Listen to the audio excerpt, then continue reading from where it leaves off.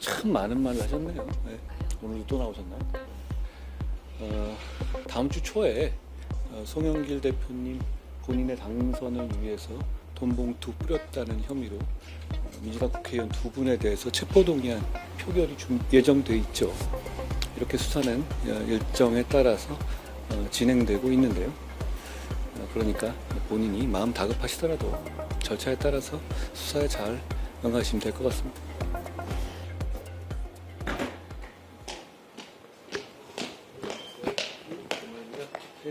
예, 예. 질문 드릴게요. 예. 송영길 전 대표 오늘 출석해서 김건희 여사 수사는 안 하고 정권 사병 역할만 하고 있다 검찰이 이렇게 비판했는데 좀 어떻게 보실까요? 오늘도 또 나오셨나요? 다음 주 초에 송영길 대표님 본인의 당선을 위해서 돈 봉투 뿌렸다는 혐의로 민주당 국회의원 두 분에 대해서 체포동의안 표결이 예정돼 있죠. 이렇게 수사는 일정에 따라서 진행되고 있는데요. 그러니까 본인이 마음 다급하시더라도 절차에 따라서 수사에 잘 응하시면 될 것 같습니다.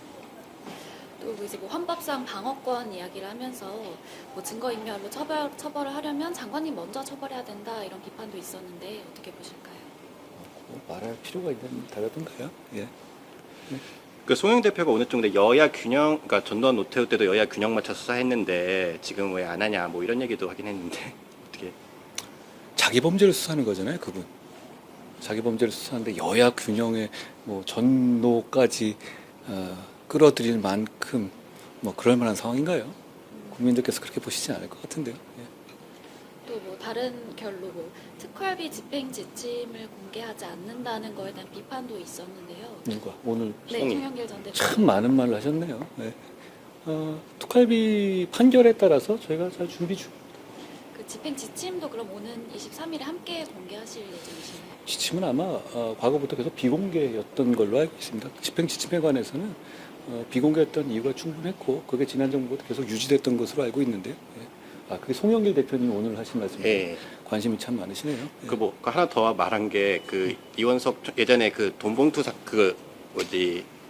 이영렬 지검장하고 돈봉투 사건의 예를 들면서 이거와 같은 사건인데 그때도 처벌했어야 하는 거 아니냐라는 말을 또 하셔가지고. 같아 보이십니까? 선거에서 돈 봉투 돌리는 거하고 이게 같아 보이시나요? 그러니까 본인이 다급하시더라도 뭐 이거저거 갖다가 끌어붙이실 게 아니라 지금 본인한테 본인을 위해서 돈 봉투 돌리는 혐의로 지금 국회의원들이 체포동의안까지 올라가 있잖아요. 절차에 따라서 다른 국민하고 똑같이 대응하시면 될 문제 같습니다. 어제 현충일이기도 했는데 민주당에서 이제 천안함 관련해서 좀 여러 반언들이 나오는데 이걸 관련해서 좀 법적 책임이 필요하다 뭐 이런 이야기도 있던데 그거에 대해서는 어떻게 생각하시는지. 국무위원이자 국민으로서 말씀드리면 천안함 피격은 북한의 불법적인 어떤 침공 내지 공격이라는 것이 역사적 평가죠. 그리고 언젠가는 북한에 대해서 분명한 법적 책임을까지 물어야 할 문제이기도 합니다. 그때 되면 법무부가 필요한 그때 그 시점에서 법무부가 필요한 일을 할 것이라고 생각합니다. 누구든지 자유롭게 의견을 말할 수 있는 겁니다. 그렇지만 그 자유로운 의견을 말하는 것에서도 정략적인 이유로 역사를 왜곡하면 안 된다는 넘지 말아야 할 선이 있는 겁니다. 자유로운 표현과 그리고 역사, 왜곡, 그걸 구분짓는 정확한 선이 어디인지에 대해서는 때때로 그게 모호한 경우도 있을 수 있습니다만 그렇다고 그게 그 선이 없다는 걸 의미하는 건 아닙니다. 특히 우리나라는 5.18 민주화 운동에 대해서 왜곡하거나 폄훼하는 것을 형사 처벌하는 실정법까지 운용되는 나라이고 많은 논란이 있었지만 그 법을 지금 민주당이 주도해서 통과시키지 않았습니까? 바로 그 민주당이 천안함의 피격을 자폭이라고 한다든가 천신만고 끝에 동료들과 생환한 천안함 함장에 대해서 동료들을 죽이고 왔다라는가 이런 식의 지독한 역사 왜곡과 폄훼를 하는 것에 대해서 국민들께서 어떻게 보실지 걱정스럽습니다. 이제 좀 천안함도금 5.18 그 비슷하게 그런 식의 처벌법이 필요하다거나 아니면 뭐 사자명예훼손으로 좀 이 사람들이 처벌이 돼야 뭐 그렇게 보는 건 어떻게? 그렇게까지 제가 지금 단계에서 질문받는다는 말씀드릴 문제는 아니고 제 말씀은 명백한 역사 왜곡과 폄훼를 공당이 해서는 안 된다는 걸 말씀드린 겁니다. 좀 최근에 이제 이해찬 전 대표도 뭐 김성태한테 뭐 돈을 뭐 받고 스폰을 받았다 이런 지금 계속 검찰 뭐 얘기도 나오고 하는데 이게 좀 뭐 민주당 전체적으로 더 수사가 확대되는 거 아니냐?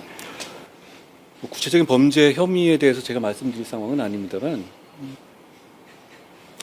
정치인이 만약에 깡패한테 돈 받은 범죄가 확인된다면 당연히 수사해야 되는 것 아니겠습니까? 지금 관련해서 이화영 씨도 그런 혐의로 이미 구속 기소돼서 재판 중이잖아요.